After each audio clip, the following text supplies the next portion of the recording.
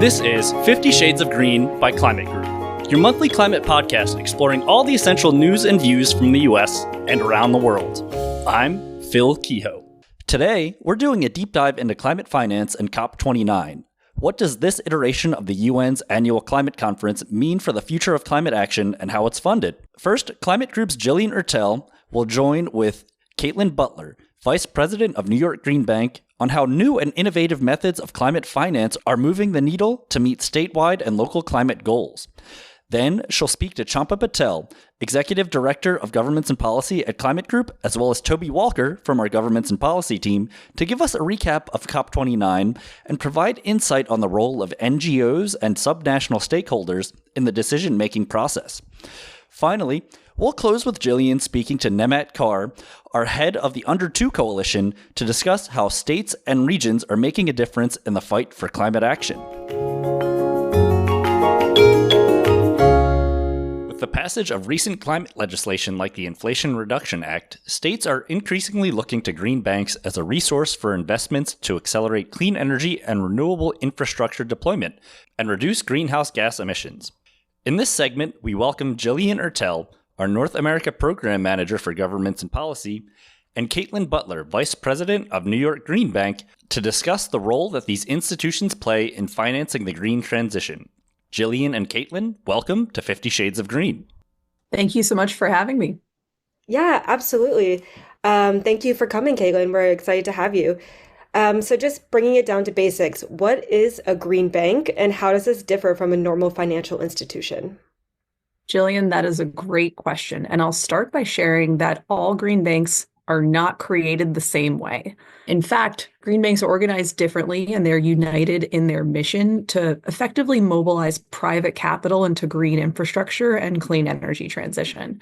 So, for instance, some green banks may be nonprofits or semi-public entities, and we're a fully government-based entity here at the New York Green Bank. We're a full division of NYSERDA, New York State's Energy Authority, and that's how we operate. So how do green banks specifically influence the ways in which we're able to commit resources to climate action? The mission of a green bank would be to bridge a financing gap. It's not going to be just public sector dollars that get the green transition underway. The private sector is a huge part of that. And so the Green Bank acts more like a catalyst for other types of capital to come in. And it may be by getting more creative. It may be by acting more almost like a private debt fund than a commercial bank, where you have some flexibility and creativity to take a project that can be complicated and bring it out into the market to ensure that that public infrastructure is built. You know, from our perspective, we're interested in closing financing gaps in the market.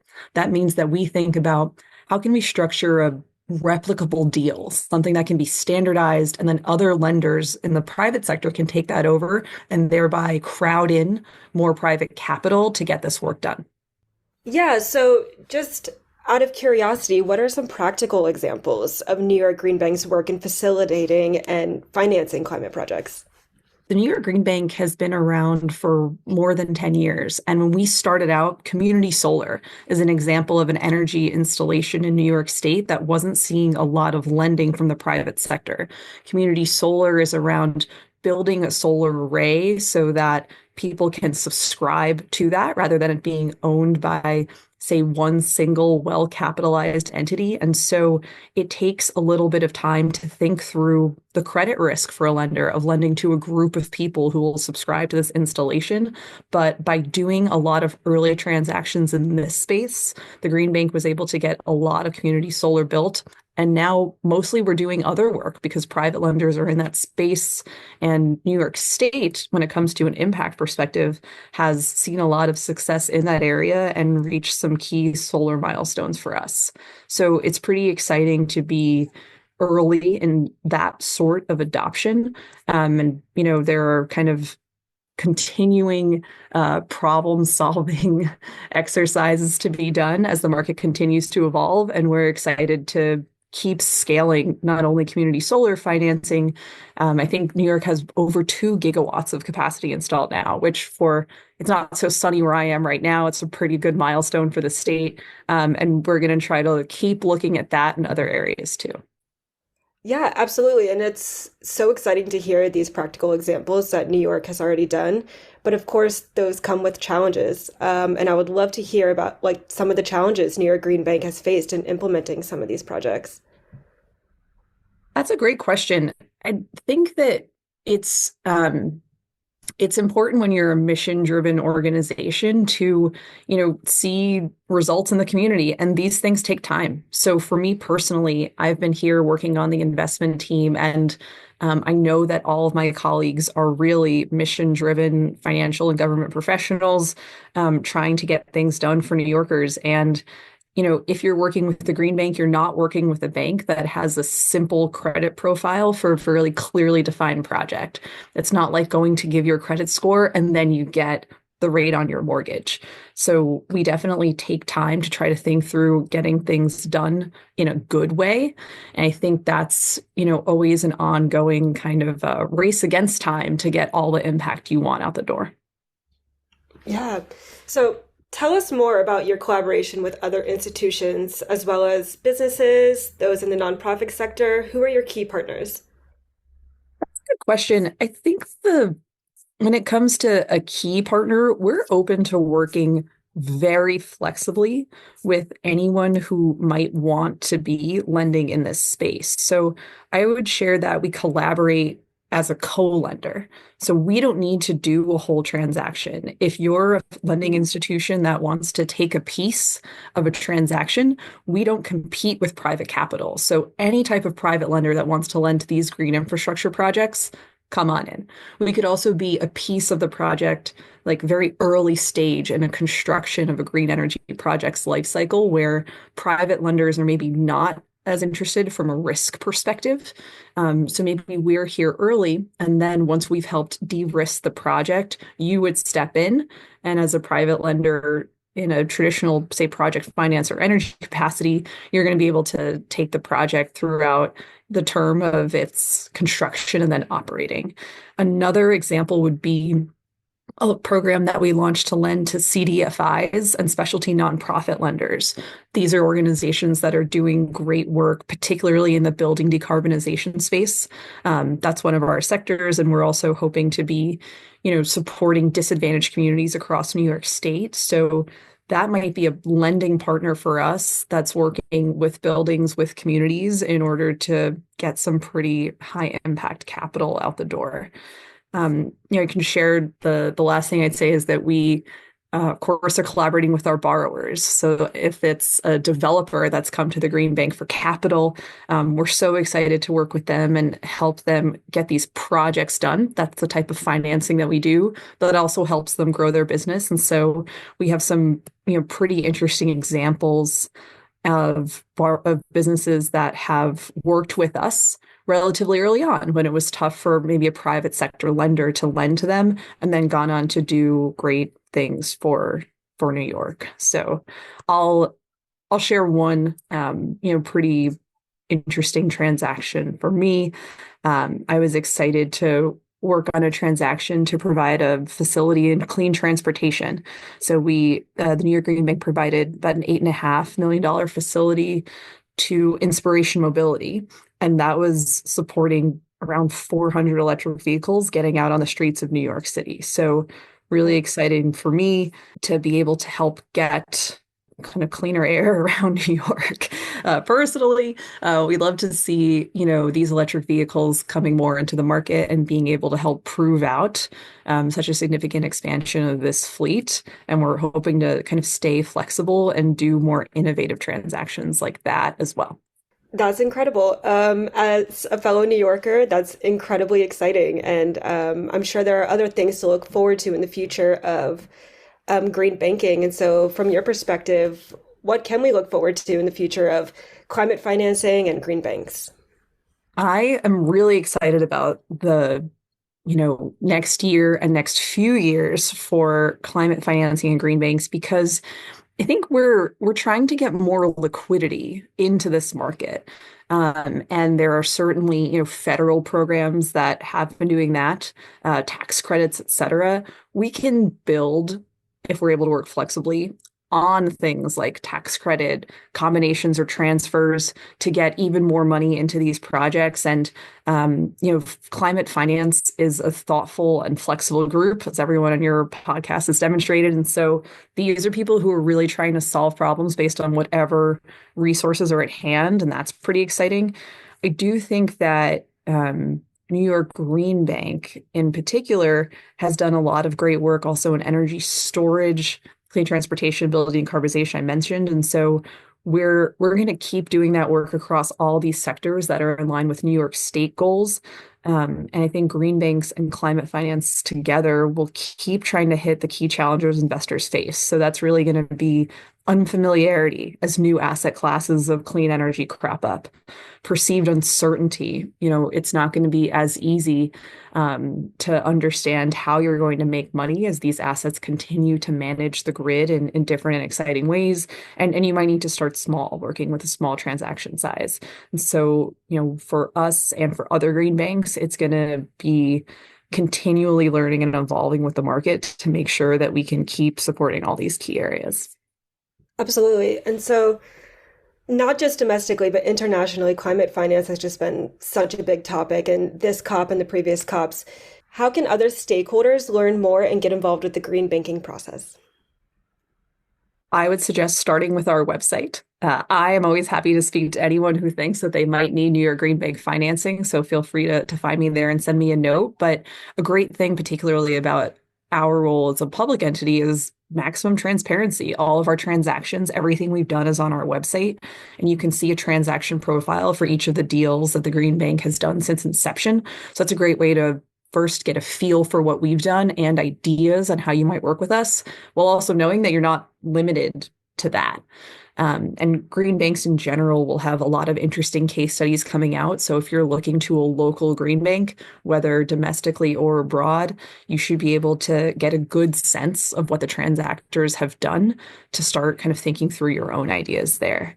So beyond, looking out for our news, reaching out if you have any questions, I'd also share that there are different parts of our impact story that might be helpful. So for instance, I mentioned CDFIs earlier. Last year, we launched a community decarbonization fund that ultimately put $250 million of our capital into a bucket that we're allocating towards building decarbonization, CDFIs, specialty nonprofit lenders. There's a lot of information on that page, including how to get in touch with these institutions and understand whether your project might qualify for some of the work that they're doing. You're going to be able to see that across all of the green banks that I've seen, web presence, impact reporting, et cetera. Awesome. Well, thank you so much for joining us today and for all of the work you do. And we're looking forward to the future of New York's Green Bank. Thank you so much. COP29, the UN Framework Convention on Climate Change annual conference, was held this year in Baku, Azerbaijan. Climate Group's governments and policy team was on the ground at COP amidst the action, and they're here to discuss what happened. Gillian Ertel, Champa Patel, and Toby Walker. Welcome to 50 Shades of Green. Thanks, Phil. Thanks for having us. Thank you so much. So just getting right into it, ahead of COP29, you launched a countdown with expectations. Can you tell us about that? What were your priorities going into COP29? So we had three priorities going into COP29 this year. And I think important to set the context, this has been probably one of the hottest years on record. And this was a COP where people had low expectations. Hosted by a petro-state, people didn't have high expectations of what could be achieved. But despite all of that, we had three priorities going into this. One, we wanted to see really ambitious climate action plans. These are the so-called NDCs, nationally determined contributions, where countries really set out the targets that they're going to try and achieve. And for us, it was really important that these were 1.5 degree aligned climate action plans. Secondly, what we wanted to make sure is that the climate finance discussions, basically the NCQG, the new collective quantified goal conversation, really allowed for level of financing to be available to states, provinces, regions, and cities, because really it's that level of government that does the most of implementation. So it's really important for us that those who are really leading on climate implementation, have the financing available to them to do that. And then I think finally, what we wanted to do is make sure in key systems, we see increased ambition. So whether that's energy, transport, industry, food or methane, ensure that businesses and governments are doing everything they can to hit the targets needed, because everybody has a role to play in this. Absolutely. Yeah. And so as Champa mentioned, Toby, I'm going to direct it over to you, but COP was held in a petro state. Do you think this had any impact on your expected outcome on fossil fuels? Yeah, sure. The geopolitical turmoil and tensions ahead of COP29 were definitely not lost in the Baku Stadium. We obviously saw Trump be elected just in the run-up, who's infamously touted climate change as being a hoax. We also saw one of the top executives from the COP29 presidency being secretly filmed trying to set up the selling of oil and gas contracts in the run-up. And all of that, as you mentioned, is set in a petro state who drilled the world's first oil well in 1846. But I do think it's quite interesting to hone in on that petro state angle for two real reasons. And as we saw in COP28, the UAE, another petro state, we actually saw the first mention of transition away from fossil fuels being mentioned in the UN final text, which took 28 years to come to that stage. So, and that's coming from a petro state. Secondly, amongst the COP29 presidency, Aliyev calling oil and gas a gift from God, we also quite rightly saw them mentioning that the increase in natural gas and the doubling in natural gas from Azerbaijan is linked to the EU brokering a deal for that. And they also pointed to the hypocrisy of the US, the number one oil and gas producer, whereas Azerbaijan is just the 28th. Ultimately, though, COP29 was definitely a missed opportunity on reinforcing fossil fuel phase out, and all the main COP29 documents failed to mention fossil fuels, and they've really pushed the conversation down the road to Brazil. And most importantly, despite that hypocrisy on the petrostate language, a COP presidency must operate independent of their state's interest. And it was very clear, petrostate or not, that the COP29 Azerbaijani presidency failed to do that. Just on that, I think part of the challenge is that we've seen a series of successive shocks, right? So you had the Ukraine crisis that pushed up the price of oil and gas, caused inflationary pressures that then have hit the pockets of consumers. Then you have COVID pandemic, again, causing issues with supply chains. So on top of these shocks, then you're in a situation where people are concerned about energy security. So what they're thinking through is, how do we invest in renewables, hit these targets, because we know that's the long-term future, but in the short term, we need to ensure that our energy interests are met. And I think then you end up in a problematic state that we have now. And I think that isn't a path where we can hit the targets needed. So going into this COP, with all of these factors at play, there were very low expectations about what could be achieved because the geopolitical and geoeconomic context is so challenging at the moment. So just kind of going off of that, Champa, this COP and one of our key priorities at Under 2 is around climate finance. So we would love to hear if you could tell our listeners what happened in regard to the finance outcome and what the final deal was. I think there was a lot of tension in the final days of the negotiations, a lot of drama. Many regional blocs walked out because they felt their needs were not being met. In the end, we ended up with a mediocre deal that makes no one happy. What's been pledged is to mobilize 300 billion a year, but this doesn't even really scratch the surface of what is needed. We know that that's more likely to be in the trillions. And even presenting the 300 billion as a goal that's expanded from the original 100 billion target is not necessarily correct. If you factor in inflation, then the real value of that shrinks. But also it's an amount that we would reach through pre-existing pledges anyway. So whether it's the multilateral development bank's financing or what countries had already pledged to do, it brings you close to that 300 billion. You can reach there with minimum effort. What was needed was that stretch goal that really showed the seriousness and the commitment to tackle one of the biggest crises of our time. And that wasn't forthcoming. And on one hand, you can argue developed countries can't go to these big international conferences and say, look, we're going to give you all this money when they're facing these inflationary pressures in their domestic markets. But at the same time, there's an obligation on developing countries to meet that goal because of their historical emissions. but also there are creative ways to reach that target without touching taxpayers. So I think there was a failure of imagination, a failure of political will, and ultimately we ended up with a goal that doesn't satisfy anyone. So you mentioned from the national scale, but I'm really curious in terms of climate finance, how does this new agreement impact the way states and regions are able to fund climate action? So unfortunately, we didn't see a lot of detail on how financing can flow to states, regions, and cities. So much of the discussion was around that top line goal, the actual amount of financing needed. They never really got into who needs that funding, how can they access that funding, what are the conditions or the modalities through which you could structure that finance. But we know at the same time, states and regions, depending on their powers, have enormous ability to raise their own finance. So whether it's through, Quebec and California's carbon market, or Querétaro, a state in Mexico that has a tax on fossil fuel emitters, states and regions are already thinking of creative ways in which they can mobilize the revenue needed for their transitions. But they're never going to be able to raise the full amount needed. So you need the private sector for that. So I think what's critical going forward is how does business and all levels of government come together to think through how do we raise the level of financing needed.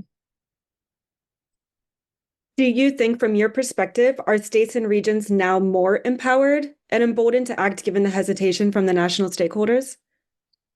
I'll let Toby come in on this as well. I think they've always been front runners in climate action, because when a disaster happens, it's the local government that responds. If there's an emergency, they're the people first on the scene. So it's not that they've ever been away from doing what's necessary. So I think in a way, what's happening is as national leadership is waning and ebbing away, or not really showing the level of ambition needed, states, regions, and businesses become more important than ever, because they really will keep the spirit of Paris alive while everybody else is walking backwards. Yeah, exactly. States really aren't slowing down on their climate action. We heard that loud and clear at COP29.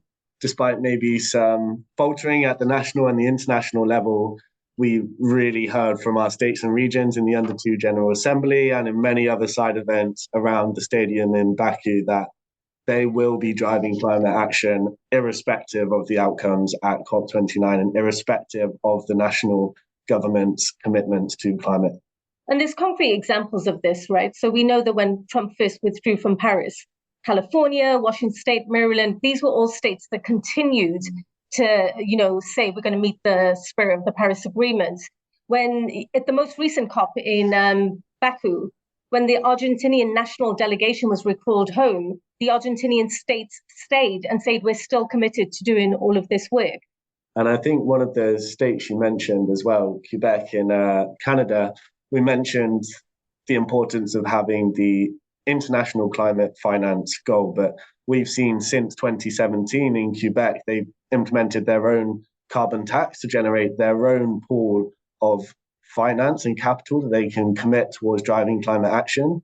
And they've even earmarked $41 million from that pool towards international climate finance during those years. So really a lot can be done at that subnational level. Just going back to previously when we were discussing the negotiations in the developing countries, what was the mood? We saw a lot of anger and disappointment from the developing countries in the global south. That's right. We heard a lot from the least developed countries that there was a lot of unhappiness from the end outcome at COP29. Developing nations were clearly united ahead of COP on calling for 1.3 trillion a year from developed countries in terms of climate finance, something that Champa pointed to earlier. And we saw the end product was a lot looser than that. The 1.3 trillion figure was there, but it was attributed to a wide range of sources, including the private sector, and by 2035. Lots of ambiguity in all the different modalities and functions of that climate finance goal. Even in speaking to one negotiator, whilst I was actually at COP29, we heard that the negotiating of that figure is essentially for them negotiating the number of fatalities in their national government from climate change. So it's really that side of the negotiations for these countries. And we also saw, just to compound on that and some of the upset in the negotiations, we saw that India and Nigeria, just following the final outcome, were really strongly accusing the COP29 presidency of not properly getting their consent before graveling through that final outcome. All of this when we know that it's the hottest year on record in 2024.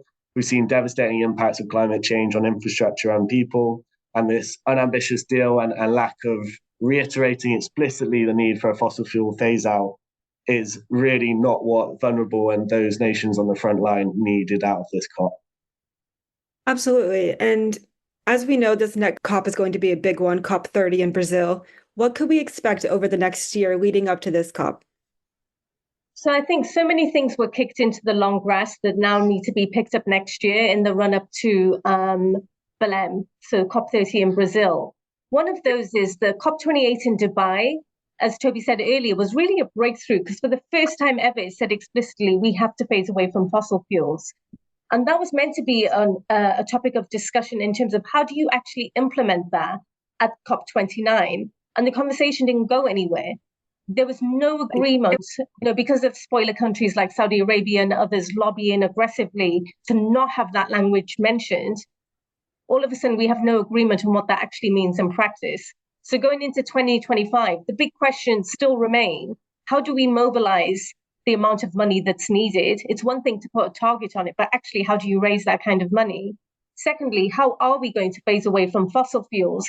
If we can't even name that it's needed, forget naming it. How do you actually do it? What are countries going to do to make that a reality? What is business going to do to make that a reality in its operation? And I think thirdly, then, how can you foster multilateral cooperation on an issue like climate, because you cannot solve it bilaterally? It's not something that can be solved by any state, nation state, state or region or city by itself. It requires a level of multi-level action because climate doesn't respect borders. And I think what we've seen is a weakening of that with this recent COP. And the real challenge for Brazil will be, how can you galvanize the level of ambition and coordination necessary to have success next year? And maybe just one sentence from me on that, moving away from commitments to implementation. I think really just to summarize the tone of what's happening in that international space, it's implementation, implementation, implementation. Yeah, that's great. Just going off of that, do you two have any final thoughts from the COP, any final reflections that you would like to pass along to our listeners? I think it's really hard when you come from a COP like this and you see the lack of trust and the lack of cooperation to lose hope. I think it's just really important that there's so much positive stuff that's happening, that to take that longer view, that there are so many stakeholders now involved in the green transition, that in a way, even if national states want to act as a brake on that, the headwinds are against them.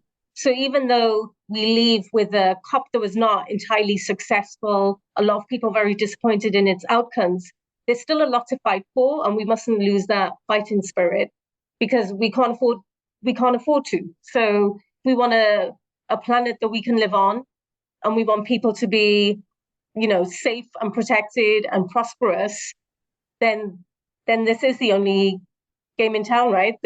We need to fight for this. Yeah, I completely echo everything that's been said. I think there was a lot of talk about COP being fit for purpose, a lot of talk about, is COP really helping to contribute? And really the be all and end all is that there's no other space like that in the world where you can bring every single voice and country together in one room to discuss the importance of climate change. There's no other space in the world where you can ratify what's then talked about into international law. And that is something to really not be scoffed at, the importance of that for a challenge that, as Champa mentioned, doesn't respect borders and is inherently international in its nature. In our previous segment, we briefly touched on the role of subnational governments and how they're working to meet climate goals in concert with their national counterparts. In this segment, we welcome back Gillian and speak with Nehmat Kaur, Director of the Under 2 Coalition and Subnational Governments for Climate Group. And we take a more in-depth look at how and why subnational governments are key to making a difference for climate action. The Under 2 Coalition is the largest network of subnational governments committed to reaching net zero emissions by 2050 or earlier. Gillian and Nehmat, welcome to 50 Shades of Green. Hi, Nehmat, and welcome. Based on your position, what role do subnational governments play in UN conferences like COP? And in your opinion, what role should subnationals play in future COPs, starting with Belém? Hi, Joe. Thanks for that question, and it's a really good one. As director of the Under 2 Coalition, I work with subnational governments, so your states, regions, provinces, across various countries on a daily basis. And for me, they're really the boots on the ground of climate action. They're driving tangible results and often higher ambition than national or federal governments. So at COPs, their role has been twofold. One, showcasing what's possible, and second, holding the global community accountable. Take California, for instance. Its cap and trade program is one of the largest of its kind, has not only reduced emissions, but also inspired similar policies around the world. Or Scotland, whose climate change plan sets one of the most ambitious net zero targets globally. These are the kinds of examples that subnationals bring to the table, proof that bold policies are both achievable and replicable.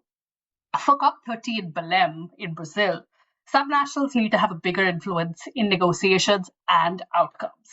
The Amazon context makes this especially important as many regions within the coalition are grappling with balancing ecosystem protection and economic needs.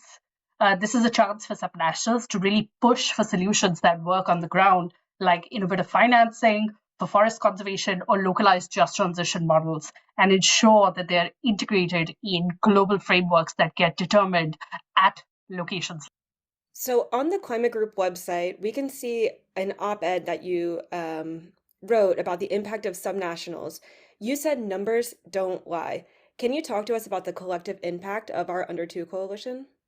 Absolutely. So the Under 2 Coalition's numbers tell an incredible story. Together, it's 270 governments representing over half of the global economy, so more than 50%, and 1.75 billion people. But it's not just about representation, it's also about emission reduction that accelerates climate change. The coalition's governments collectively account for about 11 gigatons of CO2 emissions annually, about a third of global emissions. If these governments deliver on their net zero commitments by 2050 or earlier, it would be like shutting down every coal-fired power plant in the world twice over. This could achieve up to 40% of the emissions cuts needed to keep global warming below 1.5 degrees C, which we know is critical to safeguard vulnerable communities around the world. Beyond just emissions cuts, this transition could also create millions of new jobs in renewable energy, clean tech, and sustainable industries, benefiting sectors like construction, manufacturing, and energy. This makes their efforts not only crucial for the climate, but also creating a greener, more resilient economy for the future. To give an example, let's take Basque Country in Spain, which has slashed emissions by over 25% since 2005, while increasing their GDP. Or South Australia, which now generates over 60% of its electricity from renewables and is on track to hit net zero by 2050. These are just two examples, but they demonstrate how members are turning ambition into action and proving what's possible. When I say numbers don't lie, I meant that the coalition's impact is measurable, real, and transformative. It's a network that's not just about talking, but also delivering it at scale that's reshaping the narrative on what's achievable. So, talking about tangible actions, Simon Steele, the executive secretary of the UNFCCC, emphasized the critical role of states and regions, urging mayors and governors to continue to show up and shout. Do you think that subnationals are finally getting the recognition that they deserve when it comes to this tangible action? Well, to me, the question isn't whether subnationals are getting recognition, because to be honest, they don't need recognition. What they need is to be woven into the integral fabric of economic and climate policy decision-making at every level. So, like I said, subnationals are already proving their role as key drivers of climate action. For example, British Columbia is pioneering a carbon tax, or Quebec is leading the Beyond Oil and Gas Alliance. These are perfect examples of states and regions leading not for applause, but because they're solving real problems on the ground. These actions demonstrate that subnationals are not just implementers, they are architects of transformative policies. What's missing is a system that fully acknowledges and integrates their contributions. Subnationals need to be part of the core decision-making processes that shape national and global policies. This means ensuring their expertise informs economic strategies like industrial decarbonization or just transitions, and that their innovations are scaled through supportive national frameworks. Think about it. Subnationals are often the first to experience the economic and social impacts of climate change. They are also uniquely positioned to balance economic development, community needs, and sustainability. Yet, they're often treated as separate or secondary stakeholders. That has to change. So, what's needed is not just inclusion, but integration. So, subnationals should be recognized as partners in crafting policies that drive both national economies and global climate solutions. Thank you so much, Nehmat, for joining us today and your work with the Under 2 Coalition. And we're excited to see the future of states and regions in their climate action. Thank you. Thank you for having me. Thanks again for tuning in, and a special shout out to our guests, Caitlin Butler, Champa Patel, Toby Walker, and Nehmat Kaur.